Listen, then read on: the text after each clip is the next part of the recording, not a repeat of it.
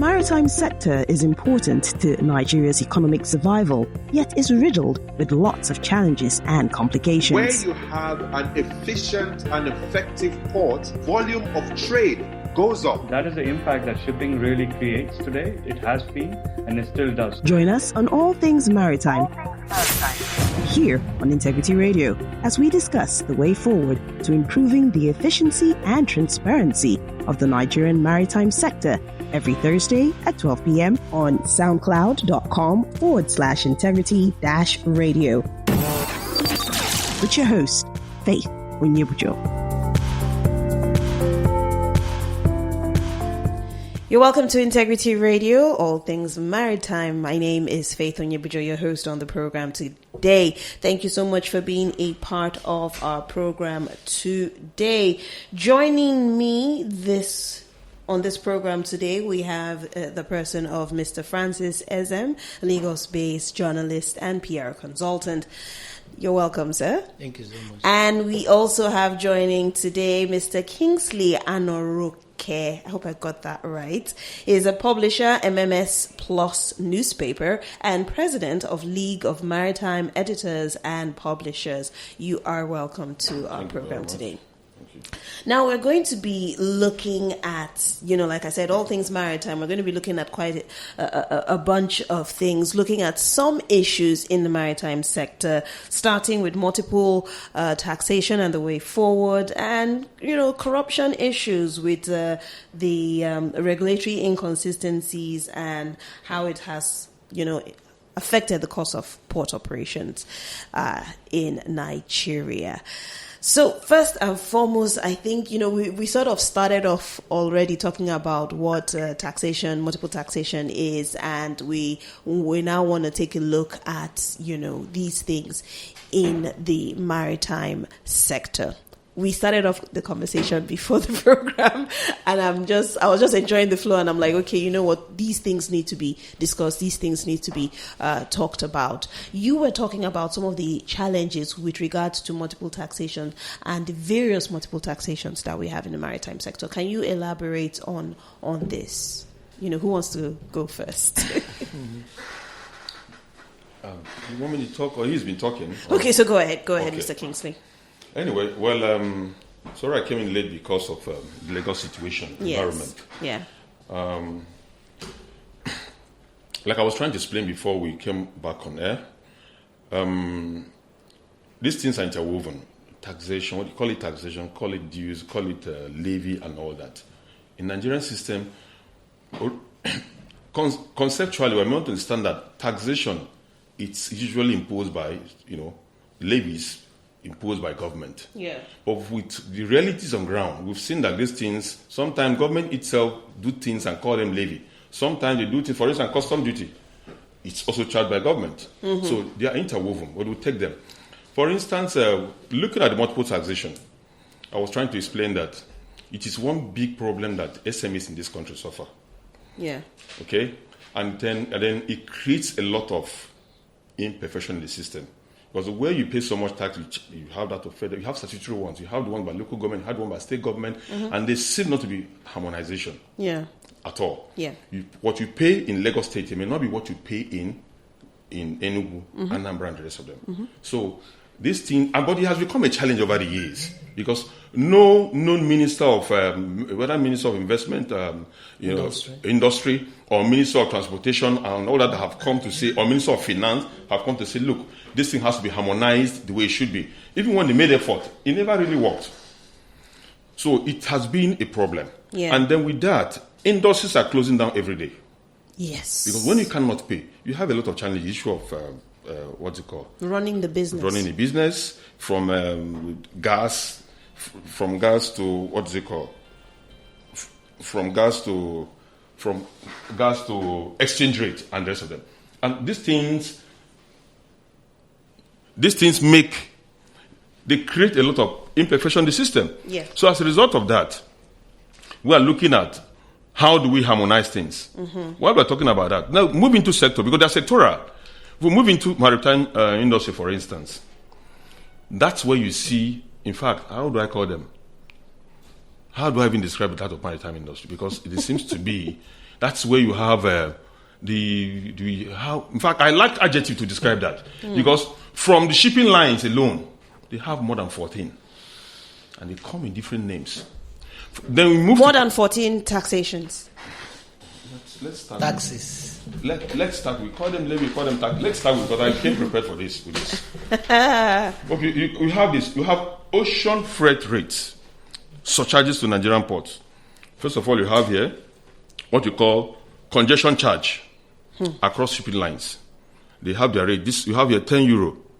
I'm talking about then, as at 2006, 2017, not now. 2006. Yes. You have freight tax surcharge. This is €3 here. You have bunker adjustment factor. You have currency adjustment factor. You have low sulfur surcharge. You have waiver surcharge. You have freight rate tax. You have change of destination service. Nigerian port surcharge destination, that's specifically for PIL of Singapore. You have ISPS code. You have peak season surcharge. You have IMO surcharge. You have heavy weight surcharge. This 14 alone from a shipping line. In other words, any 40 foot or 20 foot container you're dropping in this country pays all this. You're paying all this. It pays all this. Time may not permit us to bring the component of the cost allocation to them. So you move. Then, as you move from here, there are some that are here around here. Then from there, you move to terminal handling charges or storage charges, where you have progressive element in them and the rest of them. In that case now, for you to have something, the moment the shipping lines bring these containers, you need a storage to keep them where you have stave doors and some other people walk, and then you have them there. If you're going to be there for next 2 months and others, you pay them for all that. They have their own. They wake up one morning without any form of, consultation with anybody. They slam their own charges. These are some of the things that make the Nigerian port more expensive than we have them in our neighboring ports. Then this is different. Now you move to the road, the haulage sector. Of late, the crisis in the maritime industry, where the roads have become so inaccessible, has also worsened the case. Where you have to have, for this that I was telling you about the 40-foot container, I paid 150,000 naira to move it from Apapa to my office, where I 150. 150 then, 150,000 naira. But now, for you to do that, you need as much as 1 million, depending on the situation of the road. 1 million. I am telling you. To move. So now you have on the haulage alone, now you have this. Just one truck, either 40 foot or 20 feet, moving from Apapa to any destination. You have community infrastructure levy. You have vehicle classification, heavy and light duty. And you use either local government and all vehicle permit, all local government permit, interstate and federal duty, gateway and signage, United local government and movement permit, drivers and conductor badge, parking and park permit, Hackney and interstate, haulage and permit delivery, local government reform power and energy levy, community tax, airport route, township road maintenance, national fleet haulers, all land and erosion control, MOT, FOT, media permit, etc. So we are talking about just one container. Now, this excludes the statutory fees we pay as a company. As an importer, let me use myself as an importer. If I have to pay this to move in a 140-foot container, isn't it? Now, at the end of the month, at the end of the year, what happens? I am going for businesses. Federal government said I've not paid my VAT charges. I've not paid in federal revenue. You've not done what? You have not paid education tax. You have not done your Nigerian insurance or whatever trust fund. You have not done your ITF. You have not done all those statutory things. It costs you, depending on the size of the company, it costs you an average of 1.5 to 2 million to get those papers ready. And then you pay your normal tax. This excludes this. And then you see VAT repeating itself all over. Then the same money goes into the banking system. You begin to pay other charges in the same banking system. Yes. The bank system is different from the statutory one. Yeah. Statutory ones are different from operational taxes and levies. Yeah. So where do we start from? At the end of the day, ask yourself question. Of all these things you're paying, You are the local government of your own. You are the state government of your own. You provide the fuel to run your business. Office. You pay staff salaries. You pay other wages, overhead costs. You do all this. How do you survive? Which was a question I raised earlier on, that people have said that what exactly is the government doing with all these levies? Are the lives of Nigerians better? We were talking about provision of power, good road, water infrastructure, so that these businesses can affect dividends at the end of the day. Now, at the end of the day, when somebody cuts corner, you possibly apprehend him and say, why would somebody cut corners with all this?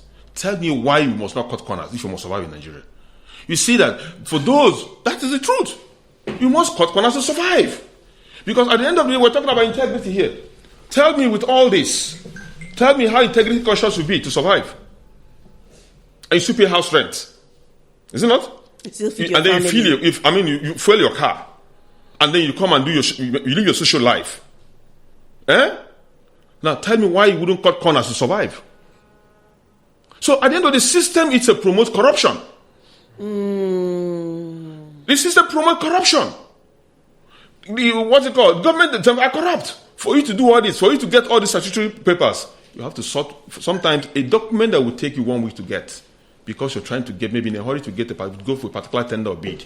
You end up paying more than ₦1 million to sort one man somewhere who wants to make himself happy. I am telling from experience. For a document that you have a right to. I am telling you. I am talking from experience. I've seen it all. So, what do you want Nigerians to do? So, for you to run a business in Nigeria and succeed, in fact, there's no way in the world you will not succeed. There's no way in the world. So, when people tell you about how people pay so much tax in the US, pay so much tax in the UK, and the rest of them, tell them to come here. That's why you see Chinese, they thrive more here because they know how to bribe their way. They cut corners. For instance, a good number of them who import tires, for one container of tire they import, they've imported 5 or 10 because they pull those tires inside. Yes, they stop them. So they stop them in. They have to pay the bills. And then, at the end of the day, custom go there occasionally to go and disturb. They settle custom, 500,000, 1 million. Police goes there occasionally to disturb, they pay. So it's from there they keep settling police. So they've actually factored in the settlement. Into what? Yes, they settle the police, they settle NAFDAC, they settle, what's it called? SON, they settle all those. If I open my mouth and tell you, I can tell you that some tire companies, every year, they give SON money. Do you know what they do? What? I'm telling you, 100 million naira. I am telling you what I know. Unfortunately for them, I've negotiated something for them. Whoa. And then when they do, somebody sits at the back of the vehicle, and then the money is at the front, it goes somewhere and drop it. It does not enter the banking system because of traces. I am telling you, my name is Kinsley Anaroke. I am telling you what I'm saying because I have gone on negotiation. And then tell me why somebody will not bring in. Tell me why somebody will not bring in inferior tires and the rest of them here, inferior materials. Because there's no control. I mean, a lot of people are using back doors, so there's no control. And then when I talk about negotiation, as what? Undercover journalist. And that's why when we write certain things in my paper, people think, I say, you can go to hell because I will prove to you. This is what I did. Thank you very much. Wow, that's heavy. That's really, really heavy because with all these issues and what you have brought to light, I think the only question to ask right now is, what's the way forward? What would you suggest? I mean, if you had an opportunity to talk to the people that mattered right now, what would you suggest as a way forward? Okay, before he comes in, let me... Yeah. At the beginning I told you that why many of these things thrive is because government in itself is complicit. Government is an accomplice in the whole scenario. Mm-hmm. And the lawyers will tell you that if you seek equity, you must do equity. And if you must come to equity, your hands must be clean government hands. When I talk about government, across the three segments of government, the federal, the state, the local governments, and all that. But the way out is carrying out massive reforms. I told you earlier that most government agencies are revenue generating agencies. They are expected to make returns to government. For instance, Nigeria Customs Service. Nigeria Customs Service ordinarily, globally, when you import a commodity, when you import an item, when you import a good, a consignment or whatever, you are supposed to pay duty. But that does not constitute a source of funding for the government. It shouldn't. At the beginning of every year, the Customs Service is given a certain target. And I told you earlier that if I'm a head of an agency and you give me a target, I will bend over backward to make sure I retain my job. Yeah. And so the people, the citizens, those that do business in that jurisdiction, will be in trouble because I must meet my revenue target. I also told you about JAMB, and what parents and what guardians go through in the hands of JAMB, which are also repeated when you want to go and do another university admission examination. So these things government has a very, very big role to play. In other clients, in developed clients, there is a checklist per sector. For instance, let's say maritime industry. You are going to import a phone, for instance. When you now the internet has made things very, very easy. When you click the internet, you know the price of this phone from the manufacturer, even in the comfort of your room. So there are other charges. You figure in, you configure in freight, other handling charges on plus and minus. And then when it comes to clearing, the import duty, the import duty, you check you check the HS code. Maybe if the duty on this is 5%, the 5% of the value of this phone. So you know it, and you go to the bank. You pay, and you take. In those days, I read the report that in a place like Singapore, for instance, it takes one signature to clear a consignment. One signature. When the signature comes, when the consignment comes, of course it goes through the scanner. As soon as it lands to the port, it goes through the scanner, and one signature, your good is released, and that is in less than 2 hours. The consignment is released. But in Nigeria, it's 42 or more signatures. Yes, signatures. 42. Yes, more. So at every point in time, a payment is made, and these things boil down to the final consumer. Is transferred to the final consumer. Yes.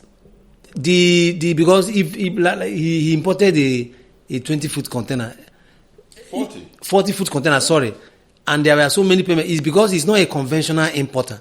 A conventional importer will not have access to the media, so he will pay and add up the total cost of everything and take it to the market. If he imported phone, he adds up the price. If he imported cable, if he imported anything, if it's pharmaceutical, whatever, he adds up the cost and charge you accordingly. So the Nigerian economy suffers it. So what government should do going forward is government should start, one, computerization, I keep saying, is key. Integrate the systems, but because government in itself is a culprit, he finds it difficult to do. Why don't we have scanners? Nigeria is rich enough. Why don't we have scanners in our seaports? Why don't we have scanners in our seaports so that So scanners are not reliable. A container leaves per every 2 seconds. A container leaves port of Singapore. Because it's very, very efficient. The port is not a storage area. So a container comes in, is scanned, and it leaves with one signature. But by the time for the 2 people who sign, you know how many days it will take you. So government should start, reforming all these things honestly and urgently too. Because it is affecting all our consignments have been taken over by neighboring ports. Yeah. Because of many of these charges. Yeah. We talked about investment earlier. Foreign investors. Foreign investment, even local. If I'm going to invest in any sector, I'll find out the tax regime. I'll find out the ease of doing business.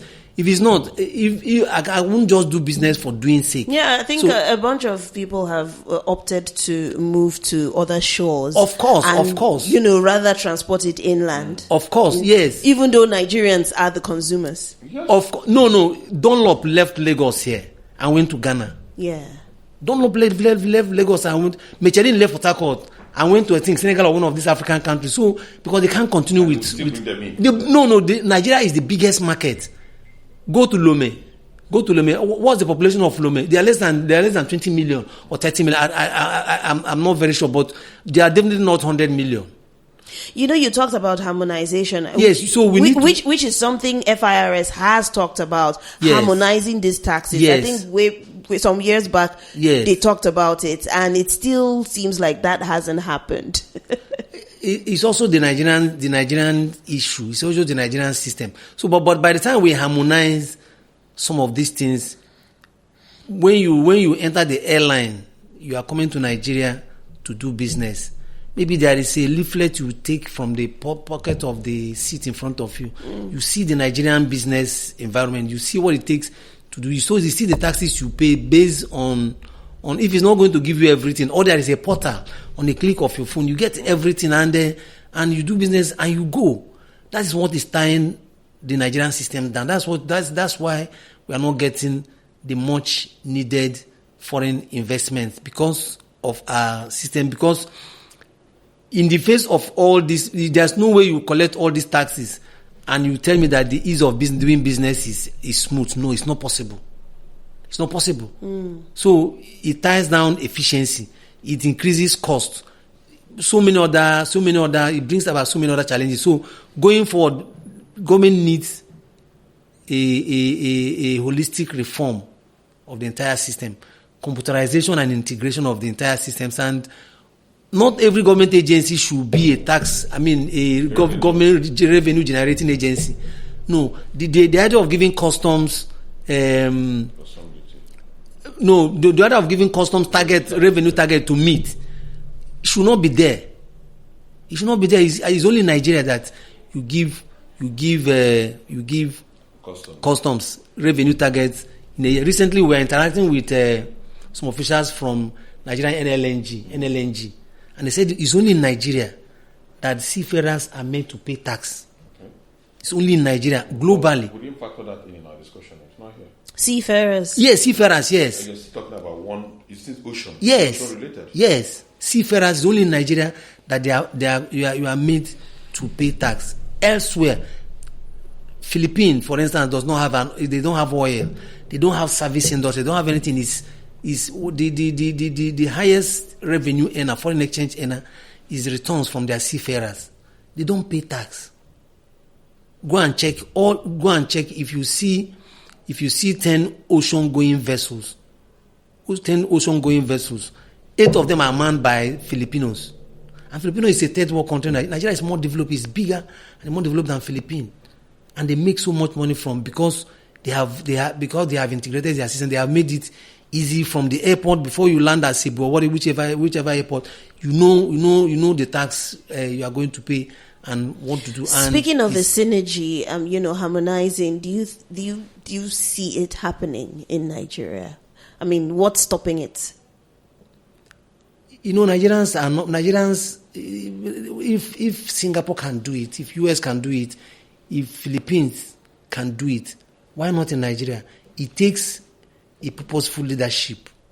Maybe a leader that will come and say, enough of all this nonsense.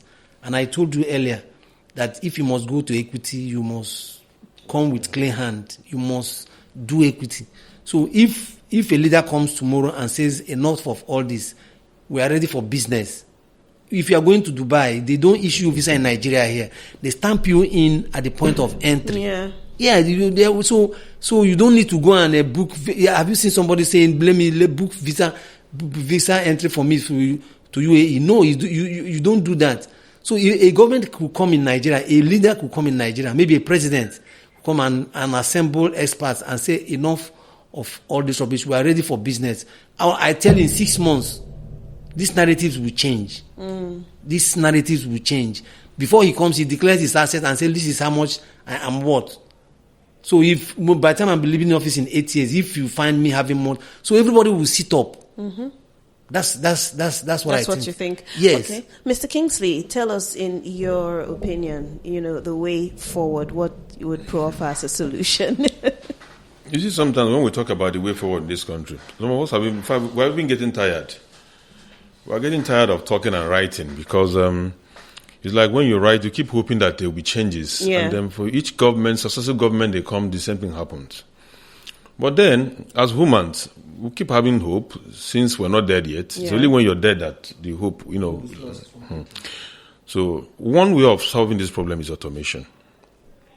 I was trying to explain something where a custom officer was telling me that even if you have automated system here, it can't be 100% automation. They will still have to do something manually because they want to check corruption, which means the interface we're trying to stop with automation is still there. He has said it, and I'm telling you, that's what they're going to do. So at the end of the day, you discover that they still encourage their so-called physical examination instead of using scanners. That's what we tell you. Even with the scanner, they will say, it's not everything, it's not everything, it's not everything that the scanner can do. There are different types of scanners in the world. So it depends on what you want. What's it called? The prescriptions are there. Tell them what you want. They produce for you. But because we don't want to do the right thing, we want, like he said, everybody wants to be a revenue-generating outfit. And that is why you see anybody wants to be interested in collecting one form, even if it's one naira somewhere as tax, so that be able to fund. At the end of the day, they appoint one agent who will be doing that for them. They make some returns on their own. That's just the interest. But if anybody that is serious, because now, for instance, some people are trying to live out of government, whether they will remain in government, whether the government will remain in power or not. The fact remains that whoever is the head of that parastatal will leave. So what are they trying to do? They now want to bring a system where they will, incorporate themselves into the system in corrupt way, so that when they exit, they will still keep making money from the same system. That is your $3.2 billion custom. And I keep asking them, that loan, money you're telling us about, AFC, African Finance Corporation, coming with, is it a loan or a grant? If it is loan, you've not told us how much you're going to pay back, when are going to do terms. If it's a grant, tell us so that we'll write letter and thank them. They haven't told us. That is one. So the point I'm trying to make here is that it is about interest everywhere. All the same, as humans, we won't lose hope. If we have any serious president today, like he said, who is ready to work and not ready to come and begin to do, because the first thing they will tell you is this, they want to do what? Compromise you. So the moment they compromise you and you fall for that first compromise, it becomes a point of blackmail. Yeah. The moment it's like a bait. Yeah. They just throw it at you and they watch the way you react. The moment you fall, somebody will photocopy it and keep somewhere. So any day they ask you to do another one, I refuse to do it. Say, look at you. You think we're sent. Look, is it not you that did this? The journey has started. Because one, you fell for the first compromise. So the only thing to do is ensure that, make up your mind that, look, I am not ready to do this. Be integrity conscious from the beginning. And then when you walk towards that, you will achieve it so that you'll be able to caution whoever. Look, Mr. Finance Minister, this is what I want. Do this. Okay, do you need 10%? I am not interested in 10%. I need result from you. And then I give you 6 months to do this. The man will sit up. Minister of Transportation, I need this from you. Okay, for instance, we're talking about here, just 2 weeks or last week here, Joe Biden signed what they call Ocean Shipping Reform Act. Reform Act. To do what? To cut shipping costs. They discovered that the ocean liners and the terminal operators make so much money. He said in 2001, they made over $190-something billion. Profiteering. I call that profiteering, not profit. That's profiteering. And then the thing now, American inflation is taking a different turn, a different dimension. So what did they do? The legislators, unlike what we have here in Nigeria, the lawmakers sat down and said, look, something has to be done. They had to come with that legislation immediately. Nobody was lobbied with money to do that because they had to save the economy. Thank you very much. They went into it under how many months they came out with that legislation. But here in Nigeria, legislations that were started, bills that were started since 2004, 2003, are still being begged. Every government will come and go, it's still there. We're begging them to come and do what? Pass an act. Pass a bill to become an act. But US did it in less than 6 months. You have that. And then what are they trying to do? To cut shipping costs. And what did they say? I read one of the senators say. You know what he said? He said, when the terminal operators and the ocean liners refuse to budge, you know what? Then they will do what? They have to review what they call the antitrust law, anti-competition law. And when they review that, that means you are in for trouble. Do we have that in Nigeria? I don't. Even the antitrust law that I knew, I was part of those who fought since 2000, since the days of port concession. We've been fighting that. Only in BPE alone, BP presented that same bill in 6 different forms. I'm telling you because I have the details. In 6 different forms, different names, subheadings to National Assembly. You know what they did? Some people got a former House of Representative as a consultant to make sure that it didn't work. A multinational company here in Nigeria later also called the IOCs, they joined. They made sure that bill didn't see the light of the day for how many years?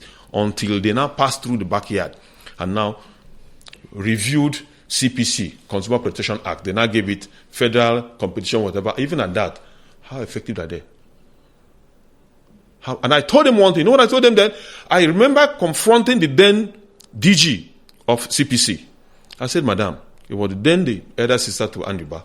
I said, Madam, if you as the head of CPC here, if you're able to solve the problem in the maritime industry and solve that of oil and gas, the next one is aviation. Madam, corruption in this Nigeria will reduce by 90%.